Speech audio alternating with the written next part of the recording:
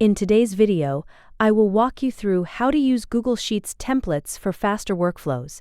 Please like and subscribe if this video helps you. To begin, open Google Sheets from your Google Drive. Once you're on the main page, look at the top for the template gallery.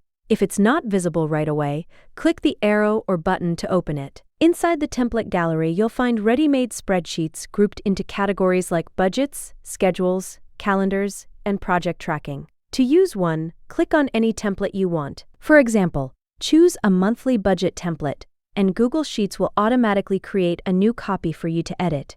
After it opens, replace the sample data with your own information. The formulas and formatting are already set, so everything updates as you work. You can also change text, colors, or layout if you want to customize it further. If you need something different, just go back to the template gallery and pick another template anytime. And that's how you use Google Sheets templates to work faster and stay organized. Thank you for watching the video.